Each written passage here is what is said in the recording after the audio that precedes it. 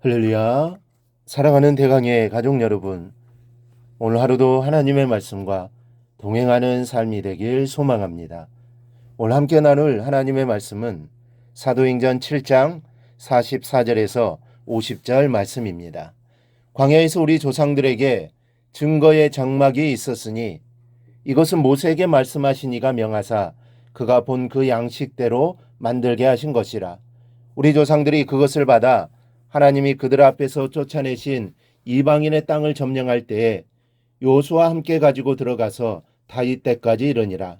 다윗이 하나님 앞에서 은혜를 받아 야곱의 집을 위하여 하나님의 초소를 준비하게 하여 달라고 하더니 솔로몬이 그를 위하여 집을 지었느니라. 그러나 지극히 높으신 이는 손으로 지은 곳에 계시지 아니하시나니 선지자가 말한 바 주께서 이르시되 하늘은 나의 보좌요 땅은 나의 발등상이니 너희가 나를 위하여 무슨 집을 짓겠으며 나의 안식할 처소가 어디냐. 이 모든 것이 다 내 손으로 지은 것이 아니냐 함과 같으니라. 아멘. 성도는 성전을 중심으로 신앙생활을 해야 합니다. 성전이 신앙생활의 중심이 되지 않을 때 믿음을 잃어버리거나 나태해질 수 있기 때문입니다. 그러나 그렇다고 이것이 하나님은 성전에만 계신다고 하는 것은 아닙니다. 오늘 하나님이 계신 처소에 대해서 48절에서 50절은 이렇게 말씀합니다. 그러나 지극히 높으신 이는 손으로 지은 곳에 계시지 아니하시나니 선지자가 말한 바 주께서 이르시되 하늘은 나의 보좌요 땅은 나의 발등상이니 너희가 나를 위하여 무슨 집을 짓겠으며 나의 안식할 처소가 어디냐. 이 모든 것이 다 내 손으로 지은 것이 아니냐 함과 같으니라. 이 말씀대로 하나님은 성전에만 계신 분이 아닙니다. 온 세상이 하나님께서 역사하시는 활동 무대요 임재하시는 거룩한 처소입니다. 그야말로 무소부재하신 하나님이신 겁니다. 안 계신 곳이 없으신 분이십니다. 이 성도들은 이 사실을 잘 알고 있습니다. 그래서 우리는 교회에서도 기도하지만 집에서도 할 수 있고 삶의 현장에서도 기도할 수 있습니다. 그래서 하나님은 어디에나 계시니 부르짖으라고 하십니다. 간구하라 하십니다. 쉬지 말고 기도하라는 것입니다. 그러나 아는 것으로 모든 것이 다 끝난다고 한다면 얼마나 좋겠습니까? 문제는 실제입니다. 즉 실생활입니다. 아마 성도들의 삶을 실기시험이라는 측면에서 점수를 매긴다면 대부분 낙제하지 않을까 생각됩니다. 오늘은 그 중에 하나, 이 본문에서 다루고 있는 하나님의 처소에 관한 문제를 통해 우리가 은혜를 나누고자 합니다.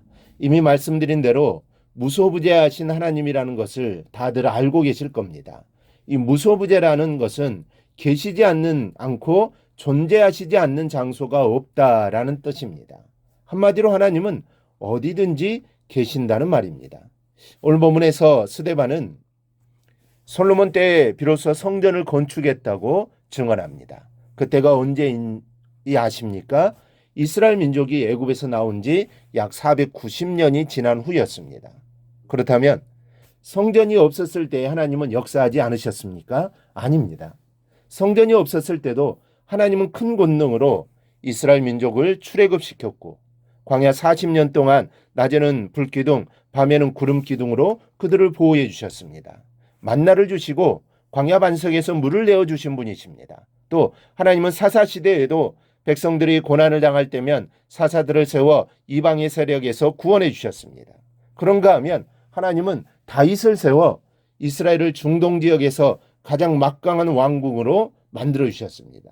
성전이 없었어도 하나님은 이렇게 저렇게 이스라엘 가운데 역사하셨습니다. 그러므로 하나님은 예루살렘 성전 안에만 임재하신다는 초대교회 당시에 유대인들의 생각은 그릇된 것이었습니다.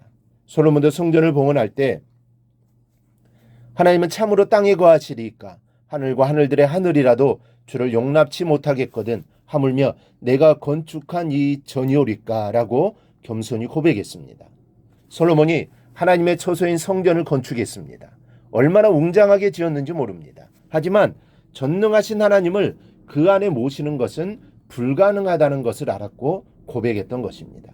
스데반도 솔로몬과 같이 하나님은 인간의 손으로 지은 성전에 갇혀 지내시는 분이 아니라는 사실을 강조한 것입니다. 그리고 그러한 사상을 지니고 있다는 이유로 체포되어 산헤드린으로부터 신문을 받은 것입니다. 성도 여러분, 우리는 중에도 하나님을 교회당 건물 안에만 좌정해 계신 분으로 여기는 이들이 있습니다. 마치 불교에서 불상이 불당에서 꼼짝도 않고 좌정해 있는 것처럼 말입니다. 그러나 우리 하나님은 살아 역동하시는 생명의 주님이십니다. 그리하여 그분은 예배당 건물 안에만 갇혀 있는 분이 아니라 이 세상 어느 곳에도 편만히 계시는 무소부재하신 분이십니다. 우리가 예배당에 있든 가정에 있든 직장에 있든 그 어느 곳이든 계시는 분입니다. 우리 곁에서 우리를 지켜보고 계시는 분이십니다. 우리는 이 사실을 절대로 잊어버려서는 안 됩니다. 하나님 예배당 건물 안에만 갇혀 있다고 생각하는 것은 미신요 이단의 생각입니다. 우리는 하나님께서 예배당 안에서 우리의 공적 예배를 받으시는 분이시자 예배당 밖 어디서든지 우리의 살아있는 예배를 받기 원하시는 분이라는 사실을 기억하시기를 바랍니다. 이 믿음이 있어야 어디에 있어도 무소부재하신 하나님을 의식하면서 성도답게 행동할 수 있습니다. 오늘 여러분들의 생활 터전이 어디입니까?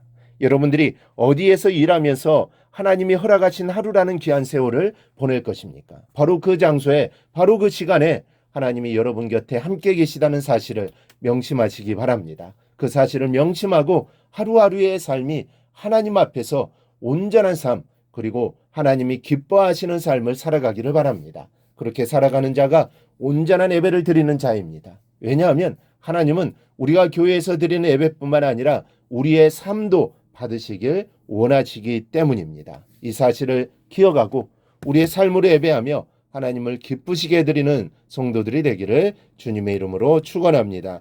오늘 묵상한 말씀을 굳게 잡고 삶으로 실천하며 살아내는 대강의 모든 성도들이 되기를 축복합니다.